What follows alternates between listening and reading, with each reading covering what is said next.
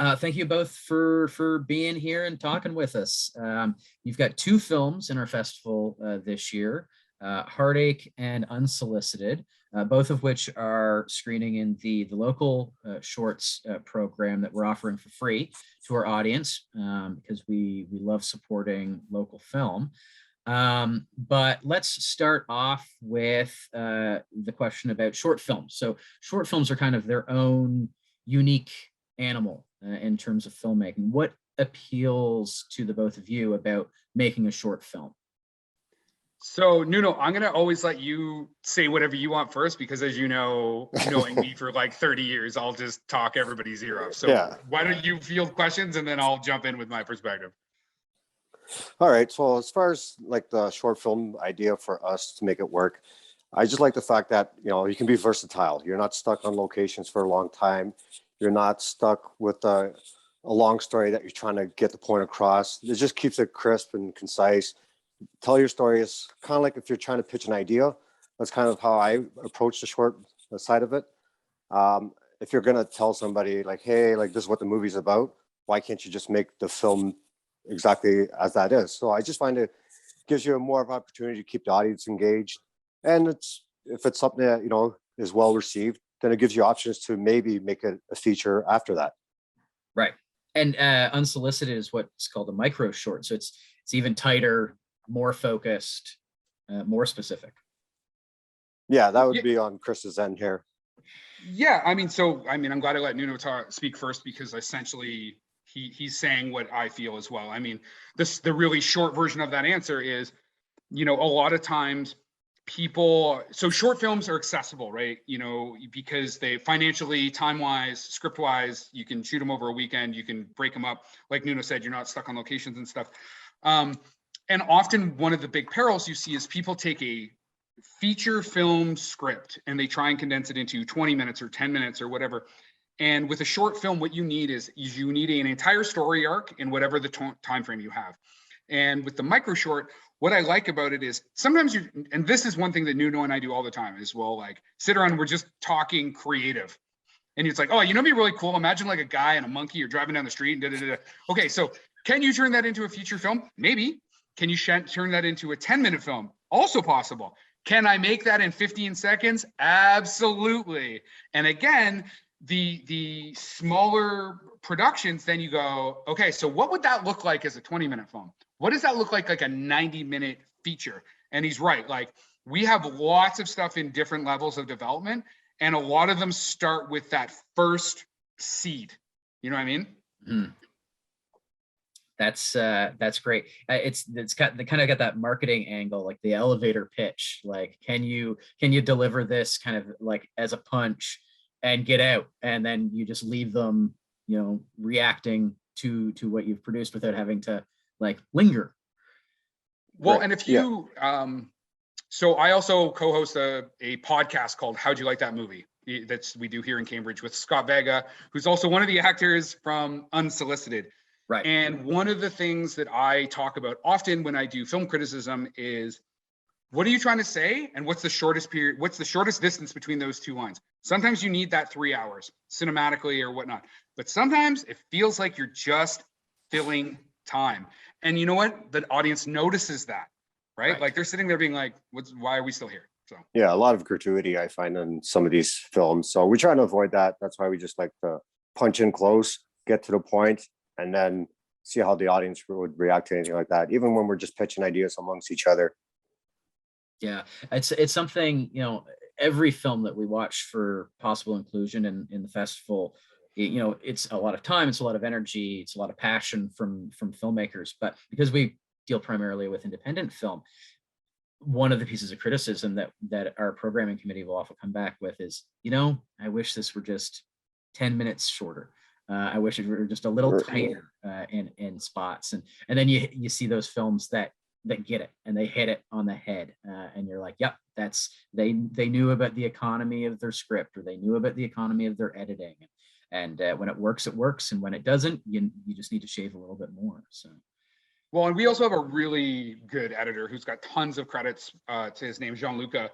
And so, it's about assigning the right role to the right people. And Nuno and I, especially when we did Heartache, we spent a lot of time looking for an editor. Probably, I think we put in the appropriate amount of time, but I don't think a lot of people do. And I mean, Stanley Kubrick, and I'm going to paraphrase a bit, you know, he really said that the film comes together in the edit. Like, he shoots film to do the edit. And so having a strong editor that can also be like, that's a bad direction choice. Like, we can go in that direction, but I would do this. Heartache was, I mean, and you can tell, like, there's some low budget cinematography there. I mean, our cinematographer, Tanner, did an amazing job with the budget that we had and our time frame. We shot three, I mean, if you watch the film, there's 3 locations shot, that's all shot in one day. Wow. So yeah, that's what the crew said too. And Jean-Luc was able to take some of that footage and just be like, okay, using transitions and making really tight editing points and stuff. And basically that film is as much his as it's Nuno and I's. Yeah. What struck me about Heartache was, you know, some of the fast edits kind of had like a Raimi feel, or an Edgar Wright feel, like the boom, boom, boom, like 1, 2, 3 quick successions of shots. I'm a sucker for that sort of editing. So, yeah, and some of that was because the footage that we had broke down in some places, right? So you needed, and I also had given him because I mean, very much like, you know, Nicholas Winding Refn or Quentin Tarantino, I really like to play with music, contemporary style music in my filmmaking. And that driving scene, I loved that song. It's Oh, lost you there. And so I'm like, well, how do we have more of this song in here? And so Jean-Luc is like, okay, let me have some time with this footage. And by using those edits, and like you said, like the almost like montage kind of feel, it allowed us to take some footage that was really degraded and take the good parts and extend it out, right? So right, absolutely. Kris, I got a question for you. So you're an actor, stage, film, you're a former ballet dancer. More of a belly dancer now, but yeah. I mean, the pandemic has made belly dancers of us all, I think. Yeah, yes. What made you want to step behind the camera? You wrote, directed, and produced both of these. What made you has your interest always been for all aspects of the creative, or was there something in particular about these ones that you wanted to say, you know, this is what I want to do for my first short? Oh, you kind of got frozen. Oh, I hate when Zoom does this. Are you guys I still think there? Yeah. Okay, so I'll pick up from there. So before we actually jumped on the call here, we were talking about, like, you know, how the pandemic shaped the entertainment industry. And so Nuno and I actually had this Heartache. So the idea came from Nuno.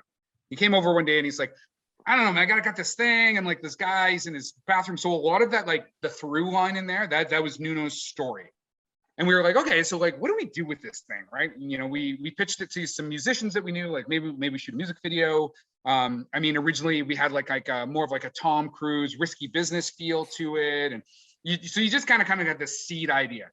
Then the pandemic hit, and so I had a lot less time where I was acting, especially in the beginning. The industry did not know how we were going to ever be back on set again.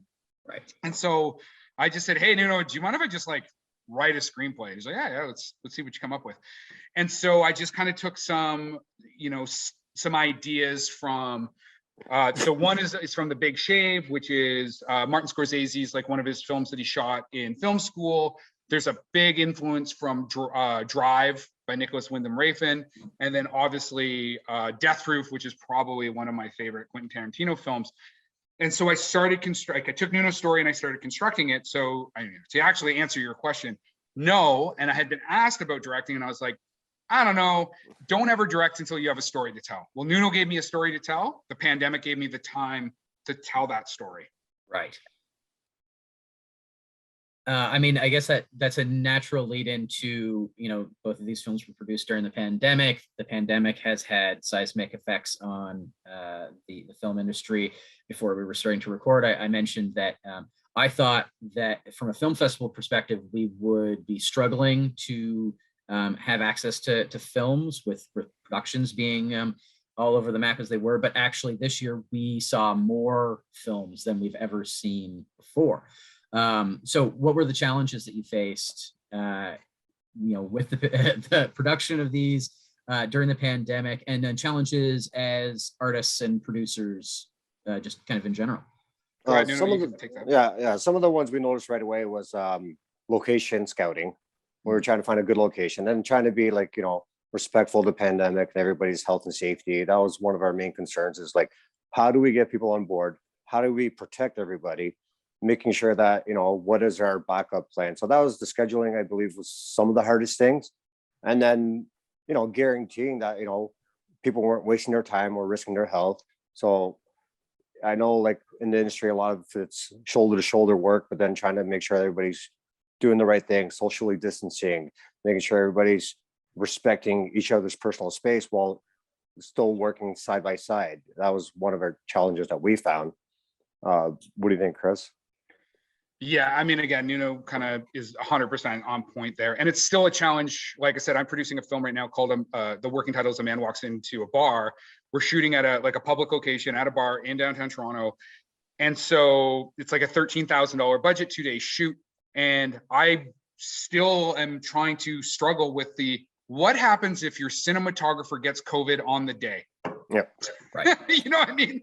And so the advantage that Nuno and I had with Heartache was some of it was shot at at his home, and then use an exterior shot of the like our friend's home, and then it's the car shot.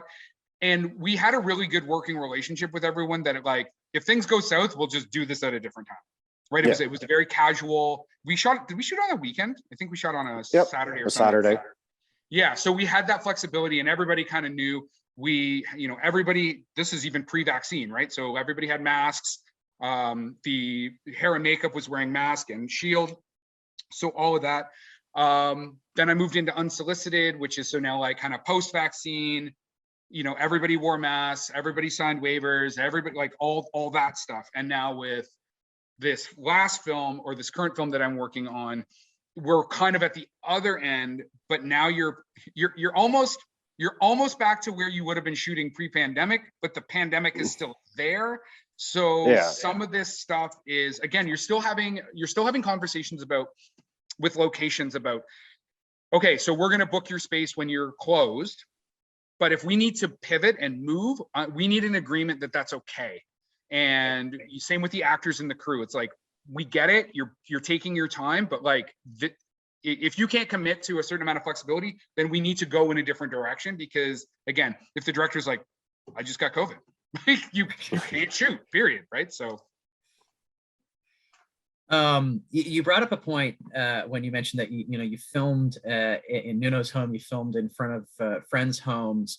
When you're filming shorts and there's maybe more fingerprints on the film when you have a smaller budget, you're right in there kneading the dough, and you're banking on friends and family to kind of help pull it together. But then the end result, it looks just as clean and as great as something that would have a much higher budget. Maybe talk a little bit about that in terms of flexibility and importance of vision, regardless of what tools and the challenges that you have in your way. I think our first thing that we didn't want to cheap out on was the post-production stuff. You know what I mean? Like, we knew that, if it's going to cost us a couple of bucks to get this place instead of this place, we would make that work. But one thing we did strive is not to cheap out on actually making the film presentable. That's one of our main goals, was to make sure that you're putting out a good product, not just something just for the sake of having something out there. Yeah, I mean, we have simpatico, right? Like, that's these conversations always happen together, and that's 100% right. Is there is definitely a school of thought of like run and gun, shoot guerrilla, just get a product out, turn it out, and I can appreciate that. There is definitely a place for that. I think that is if you're going to get into your shooting features, low budget features, you go with the flow, you sell it to someone and you get your money and you keep moving up. With a short film, I always suggest, again, like on our, how'd you like that movie podcast, like the idea is like start with a good script and then start from post-production. So as a producer, I start from post-production. I start with the script and pre-production. I get that as polished and as good as we're going to get it. Then I start in post-production and I work backwards. Or a little Tarantino. Yeah. Non-linear format, right? Like we work with Jean-Luca on our projects. So we have our editor. So he sees the script and he acts as post-production supervisor. So he's like, I don't know, man. I think I see some video, VFX in here. We're going to need this. We're going to need this. Then we reach out to, sometimes we go to like a post-production house and we'll get their quotes. Then those are really expensive. So then we don't use a post-production house. And then we just start working the contractors backwards. And the one thing that Nuno and I were really smart with, and I think we do going forward, is everybody wants a $5,000 camera, an RE or whatever. And you know what? They skimp out on sound and they skimp out on like location sound. And so you have this beautiful picture that looks great and it sounds awful. And nothing takes you out of like the narrative structure. Like people will squint to see a picture, but as soon as the like dubbing is off, that's it. The movie's over, right? So bad AR is the most obvious thing in the world. So we have Matt Power, our location guy. He's like a Yoda, man. Like so here's a perfect example. So if you've seen Heartache, you know that there's a dude in the shower kind of thing, right? So we're getting ready to shoot all the stuff outside of the shower on the lower, as we come in the doorway, and he's got his boom out and he's like, hey, isn't the guy already in the shower when we come into the scene? And we're like, yeah, but I mean, he's upstairs. And he's like, yeah, we should probably go turn that shower on. Yeah. Like that type of stuff. And I'm like, all right, man, you're sold. Like I'm sold on your stuff. Right. Yeah, and I think that was one of our benefits, is that we're open-minded. We're willing to take, people's criticisms, their thoughts and ideas, and then because they know what they're doing as well. So you got to give them a little bit of trust.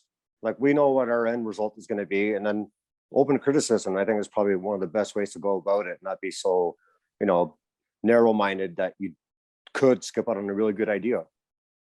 That's awesome. The collection of short films that your films are included in includes several by local teens, high school students who have either participated in the City of Kitchener short film contest or just made their own films throughout the pandemic. What advice would you give to those like beginning filmmakers? Kids just starting out, they have an interest in film, they've got an iPhone in their pocket, and maybe that's the extent of it. But like, what advice as filmmakers would you have on next steps for them? As like for me, like even just starting off with this filmmaking, because like Kris has been doing this way longer than I have. I just say just keep shooting, and then you never know what is one shot that you'll capture that you can use for a great film, right? So I think it's like all about experimenting and see what works, what doesn't. Keep creative. Always keep writing your ideas down. Like Kris and I, we do these sit downs where we're just talking, not even doing film stuff, and then an idea will come in like, hey, that could work as something. And then we actually do write it down so that down the road we can actually revisit it. I think that like budgetary constraints shouldn't stop you from expressing your ideas, but keep the path going that in the future you can polish those works that you've done in the past. Like I know a lot of cartoons that are usually like that.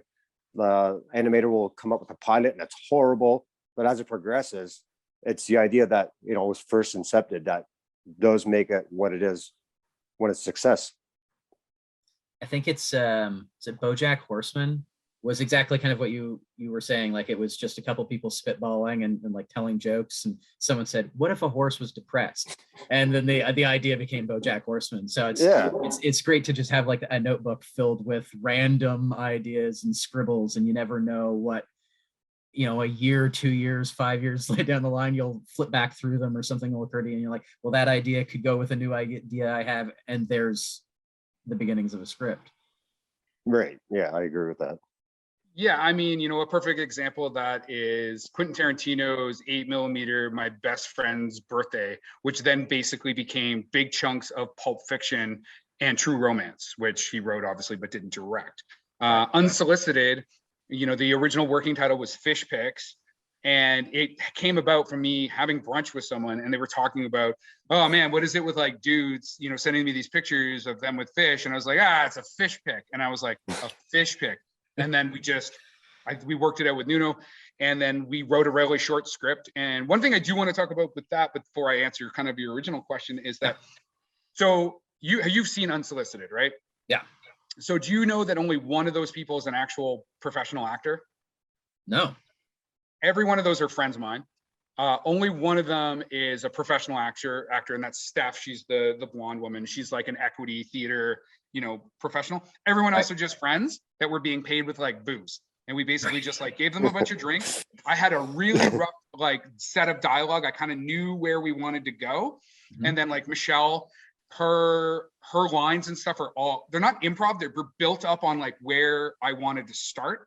And then they just kind of played it. And same with Grant, when like he's like, oh, it's your, you know, you want to see or whatever. Like they're just four people. They knew what they were supposed to be talking about, and so they just talked. And even the way it opens, there's a bunch of wild lines. That was just the sound, Matt going, hey, let's just get some dialogue. Let's get some wild things. So they just were just like, and I was getting them not drunk, but I just kept giving them booze just to get them to relax. And so you watch it, and it's like, I've been to that dinner party. Oh, Like yeah. I've sat in there. It doesn't feel scripted, you know? Yeah, it was kind of like that real raw emotion of like, if you take like Hot Ones, you know, eating chicken wings, and like Drunk History, like great open dialogue where like nothing's forced, it's just flows natural, and you just have a basic idea to work off of. I think that's such a tight line to walk too, because sometimes that very naturalistic approach can ultimately end up feeling very stilted in a film, whereas you never would have guessed. And I think that's a great testament to the quality of that film, is that I watched it and I had no idea. It could have been tightly scripted, and the performances were just very naturalistic, knowing that it was, you know, very, you know, driven by conversation and the word is escaping me, but, you know, compromise with you and you giving them a framework. It works so well. Well, and one of the keys with Unsolicited is that joke only lasts for so many passes of that phone. And just when it's about to get stale, the fish is fresh. You know what I mean? And one of the things I want to bring up with Heartache, because there's no dialogue, as you saw in Heartache. Yeah. So again, Anthony, our actor, so I had done theater with Anthony, and I knew I wanted a theater actor because I knew without the dialogue, I actually needed that over emphasis. I needed that like bravos kind of character actor, because there's no dialogue to walk us through anything. And I just really want to give him like, you know, kind of the props. Like he killed it. Like that scene where he's in the car, it feels so real and so raw, you know? Yeah. And like you say, you know, theater actors, they speak with their body, and that is all the more important in a silent performance, and it absolutely comes across. Even just like the small movements, like when he's buttoning his shirt, like the little hesitations or the tremors in his hand, you know, that's just little things that add to the performance. Yeah, you get a character, like the character is developed even in that short period of time. To young filmmakers or new filmmakers, actually to new filmmakers in general, again, I say this on our podcast all the time. It always starts with story. Start with your story. Have a story you want to tell, you know, and don't try and tell a story because, you know, unless you're actually getting paid and that's your job. What is the story you want to tell? And then write the best script you can. Have people read your script, have them make notations and stuff like that. Because the $5,000 camera is not going to fill in the holes of your awful script. But a great script could be shot on like basically an SLR, and people will go, I get it, man. Like I get the story you're trying to tell. The other thing too is whatever your budget is, work to the limit of that budget. And if that's $500, that's fine. But like go out and find the best people you can, learn to collaborate, film, movies, whatever. It is not like the idea of like auteur cinema is BS. Okay. Like, yeah, like, you know, Hitchcock and Kubrick and da. I'll tell you right to the, you know, hair and makeup, your editors, like all of that. We are all pulling the same cart. and only one person gets to walk up and get the Oscar for Best Picture or Best Director, but everybody else got you there. And just, you know, as a sidebar, that's why it was awful that the Academy did what they did with their craft services, because those people, you know, Jessica Chastain does not win Best Actor, female actor, for her role without the prosthetics and the hair and makeup, period. You know, the Best Picture is not the Best Picture without the editing, because it's just a bunch of film in a can or a bunch of stuff on a hard drive. Yeah. You know, the fact that sound editing hasn't been an award for years because they just decided that it wasn't important enough, or that, you know, stunt performance has never been recognized by the Academy, when, you know, half of the movies out there now wouldn't exist if there. Well, imagine a Marvel movie without stunts. Right, John Wick. You know, John Wick would be a very dull story about a sad man if there weren't stunts. So you don't have Jackie Chan and Tom Cruise. Yeah. Yeah, I mean, Tom Cruise would have a dozen Oscars if they gave him one every time he jumped off of a building or out of a plane. Or hung onto the side of an airplane. You know what I mean?